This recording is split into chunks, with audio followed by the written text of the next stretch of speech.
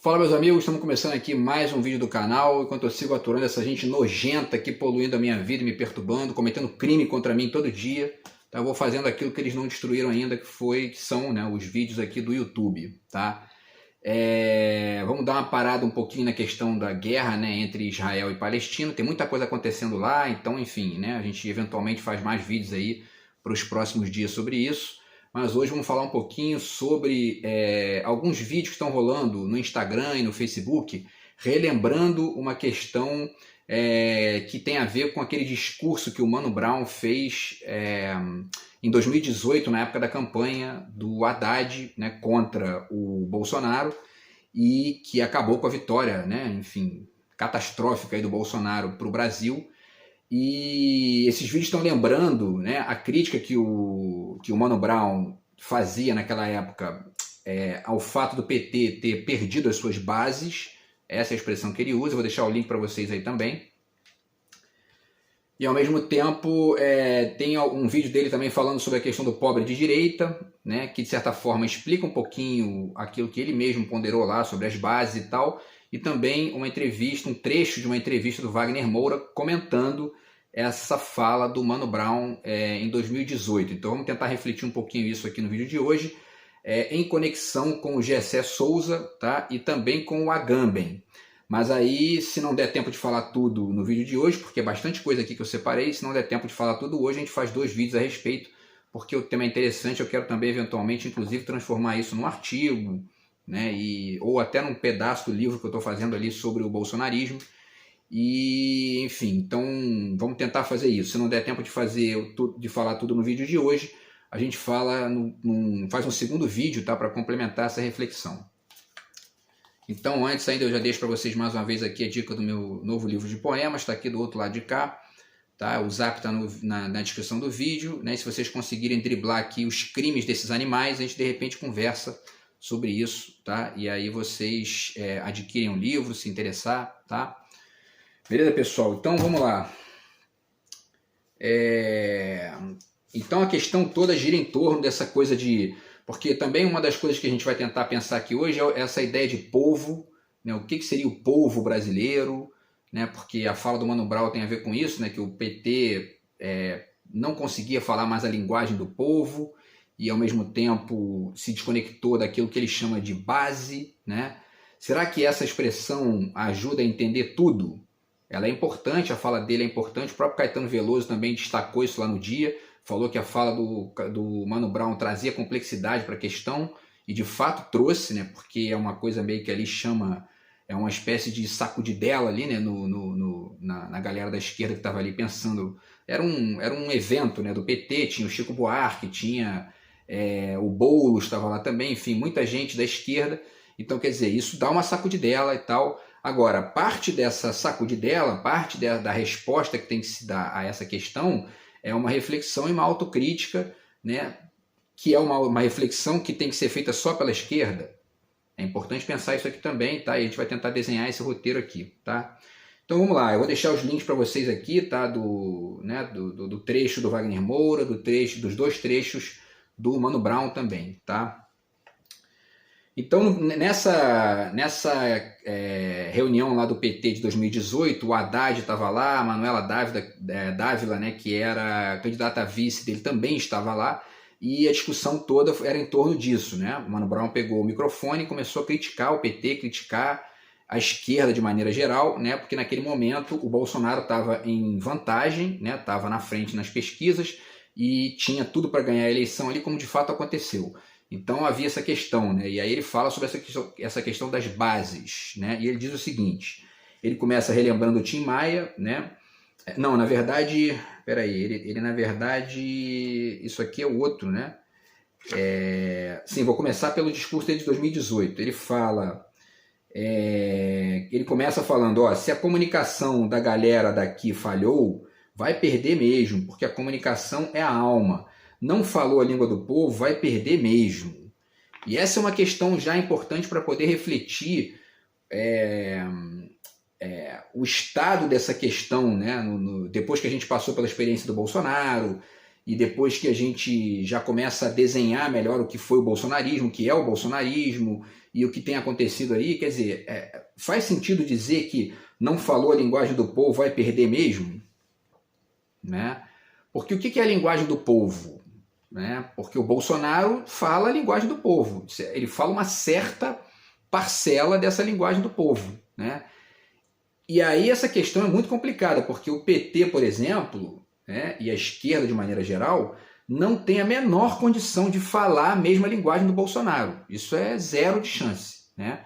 Então, já é uma primeira reflexão que a gente tem que fazer aqui, se o Bolsonaro atingiu uma parte do povo brasileiro, né, e, ao mesmo tempo, a esquerda não tem condição de repetir o mesmo discurso do Bolsonaro, né, como atingir essa parte que o Bolsonaro atingiu sem ser igual ao Bolsonaro?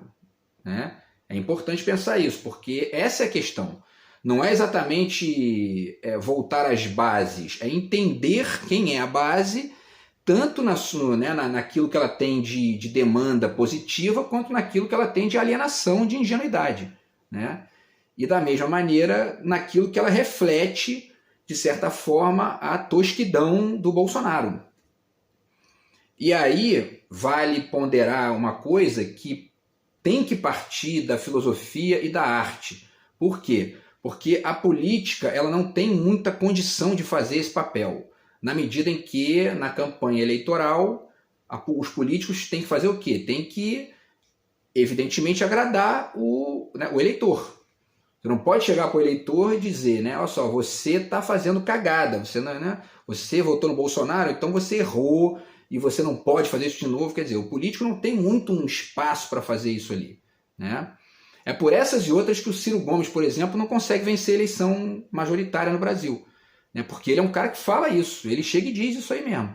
E isso é muito complicado, porque eu acho que ele está correto de fazer isso, né? Mas ao mesmo tempo isso gera no ego, né? Ou enfim, né? na individualidade ali do eleitor um certo incômodo. Né? Ninguém gosta de ser criticado nesse nível.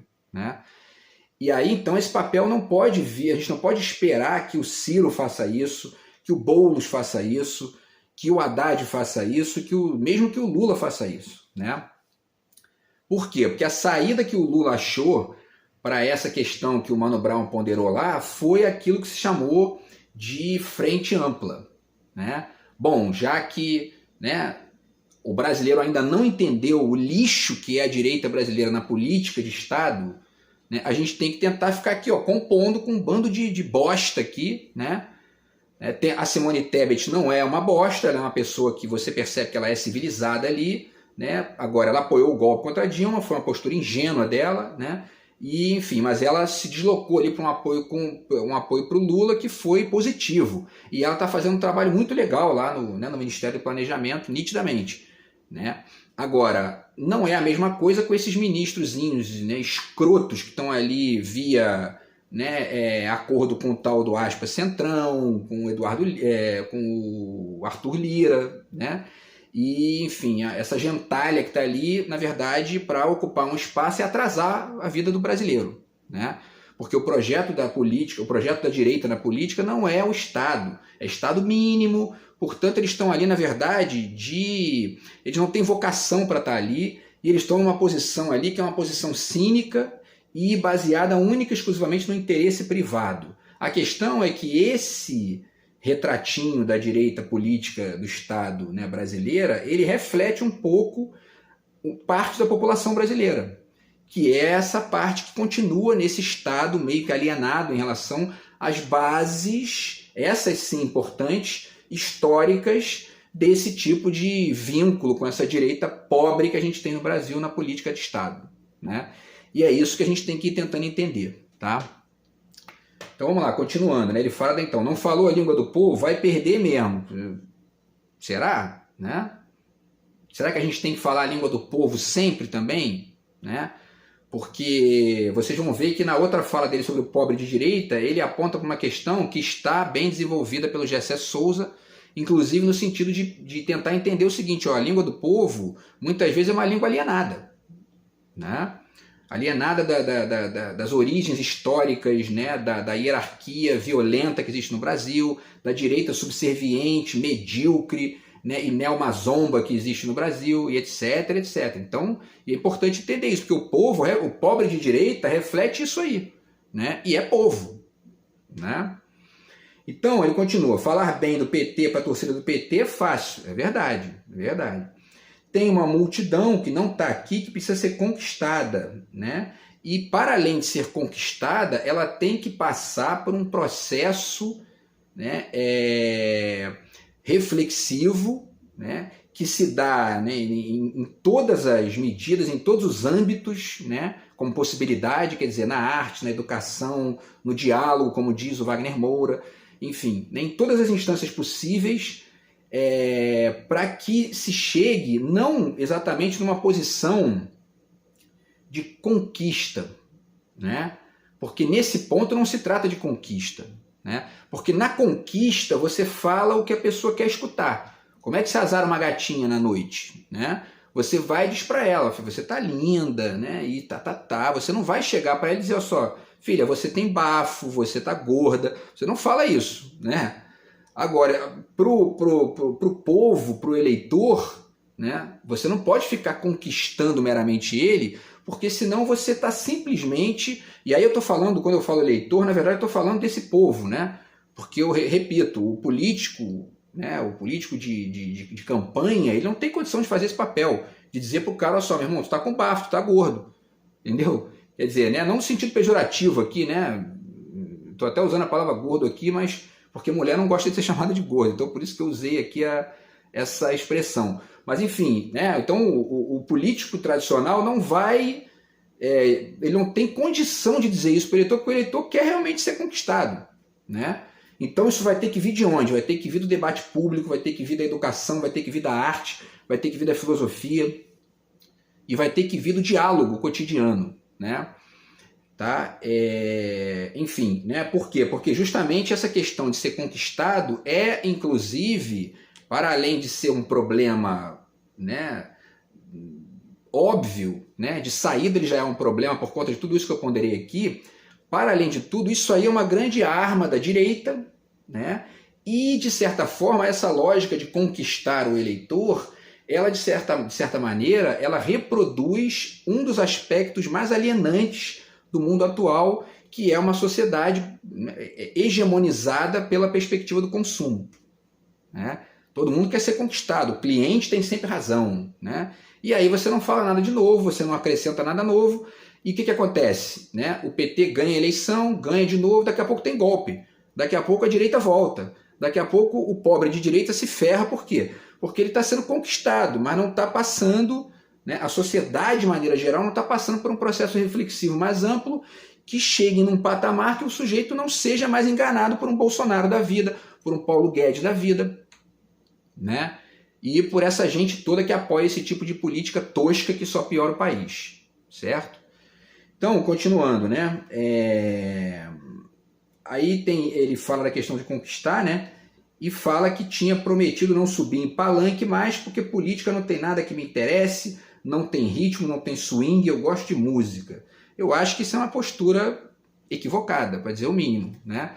Até porque a própria música do Mano Brown, ela tem muito de política, né? Tem até um artigo que eu não separei aqui para mostrar hoje, mas que fala sobre a potência crítica do rap, do hip hop e tal, que são vozes da periferia. E quando um cara como Mano Brown se coloca como uma voz da periferia, ele está fazendo política através da música, né? E aí chama atenção aqui para um detalhe que está subjacente a essa fala dele aqui. Não sei se ele pensa isso ainda hoje, mas enfim, né? Estou comentando esse trecho aqui do vídeo de 2018, que fique claro isso.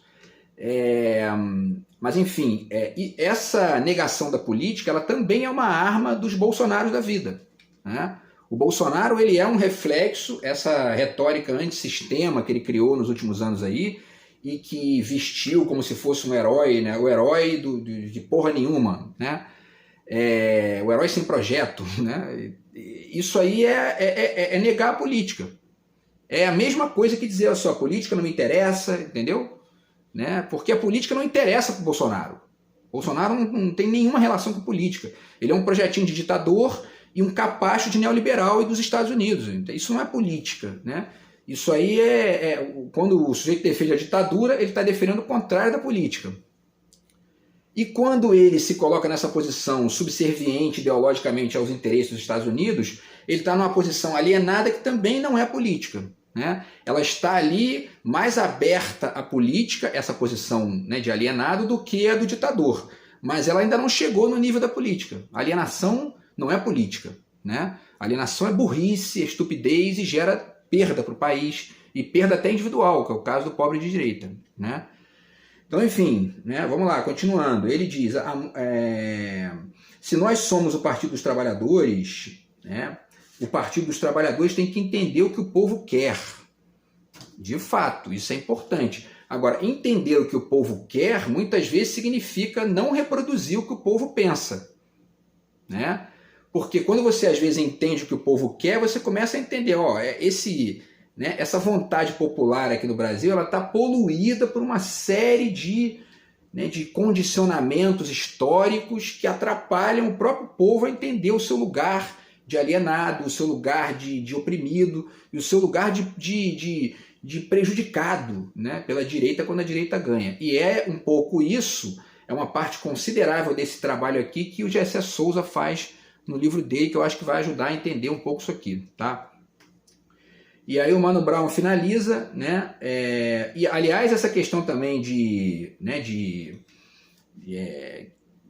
centrar a coisa na mera percepção do que o povo quer, isso ignora também, além disso que eu falei agora, ignora também a complexidade violenta que foi a armação do golpe de 2016 contra Dilma, né? A complexidade violenta da prisão do Lula, a complexidade violenta do juiz Moro como um agente dos interesses estrangeiros aqui, para destruir a economia brasileira. Estou lendo isso aqui agora, que é um trabalho importante aqui, tá? que desenha bem essa questão, né? O que foi a Lava Jato como destruição da economia brasileira, tá? Como que isso comparece nos documentos oficiais da política dos Estados Unidos para o terceiro mundo, tá? E para os países em desenvolvimento.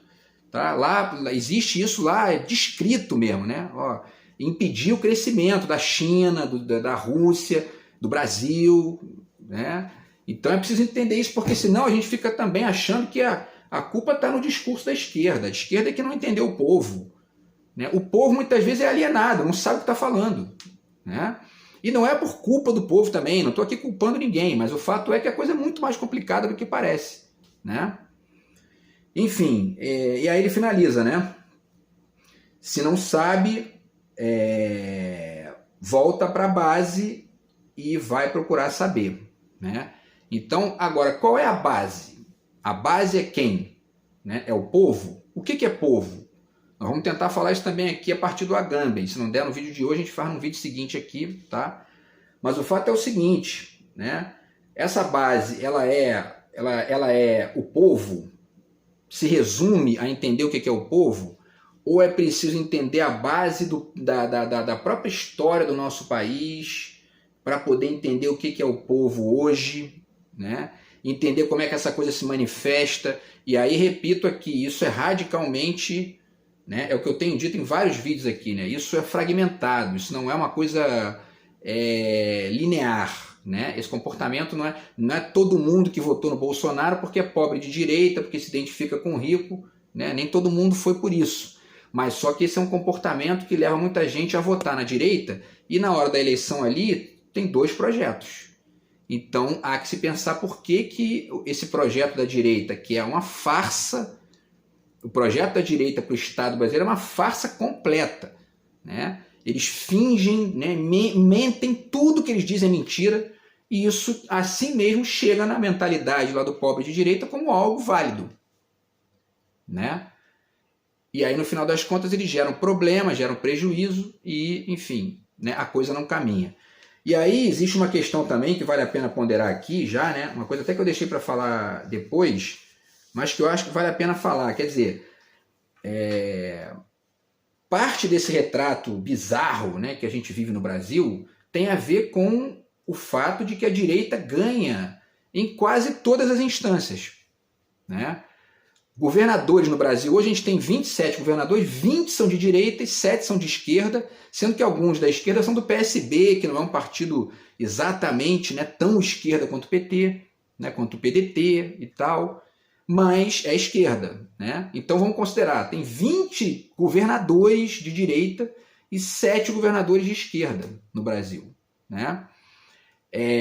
Então a gente tem que chegar pelo menos num momento histórico, numa situação histórica na qual a gente tenha 20 de esquerda e 7 de direita. Aí a gente vai começar a caminhar, né? Eu não estou dizendo aqui que tem que destruir a direita, que acabar com a direita, porque isso não vai acabar. Mas é preciso, né, inverter essa lógica de hegemonia aí para o Brasil começar a caminhar um dia, senão não vai caminhar, não tem outra. Não adianta ficar procurando base, ficar procurando o discursinho do pobre, coitado. Tem que pensar isso aí, até apresentar para o próprio coitado uma alternativa. Ó, meu irmão, tu é coitado, mas tu está contribuindo para isso. Entendeu? Sacou? Então, e aí, isso não tem outra forma de refletir isso que não passe pela percepção de que a direita tem que perder espaço no Estado, né?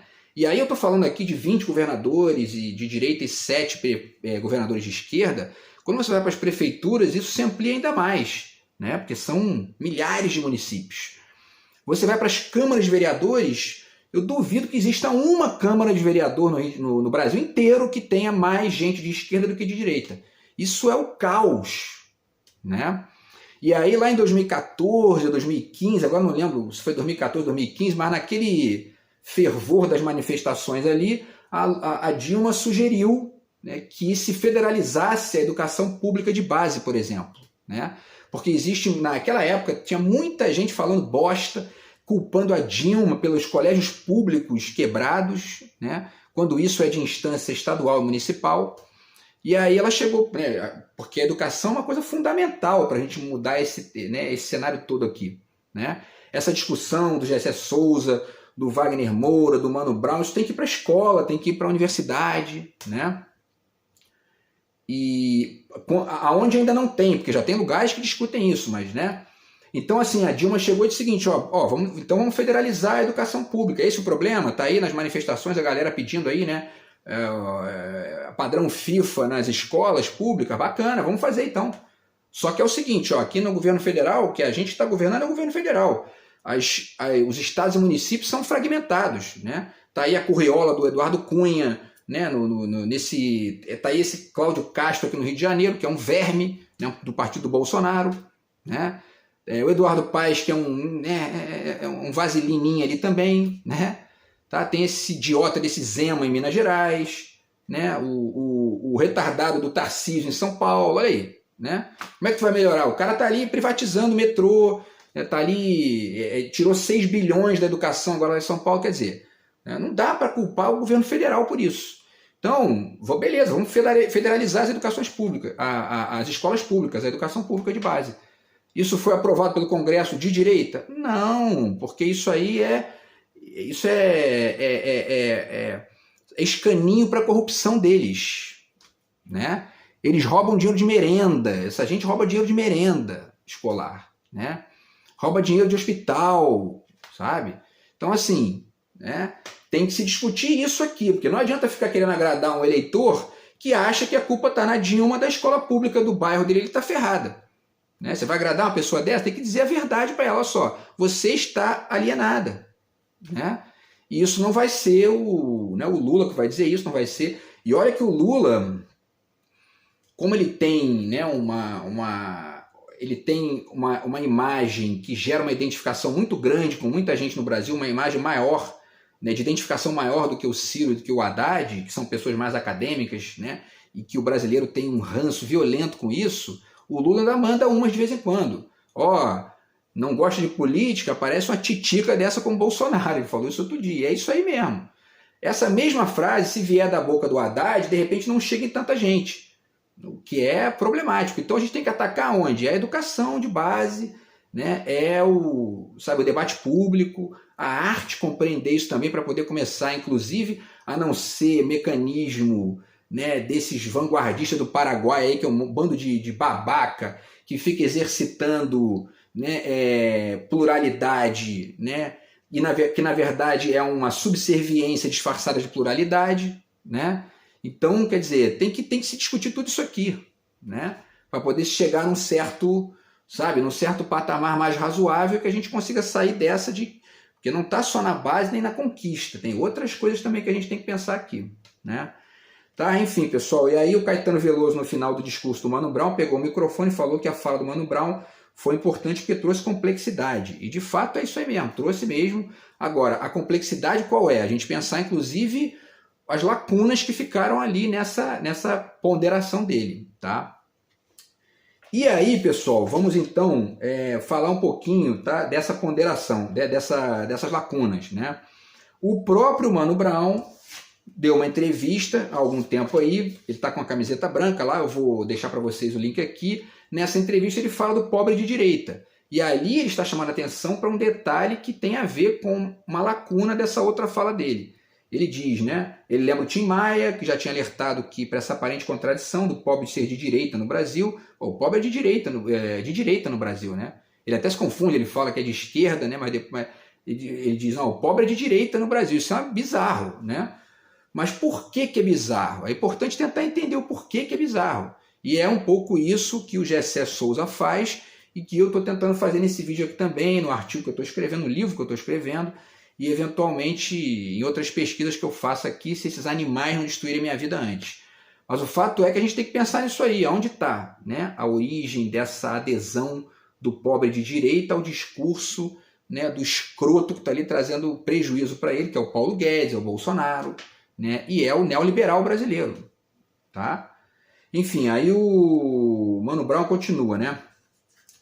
E ele dá uma resposta aqui que é parte dessa resposta, né? O governo Lula deu uma condição para o povo ter as coisas. Depois desse governo, o povo quer polícia para defender essas coisas.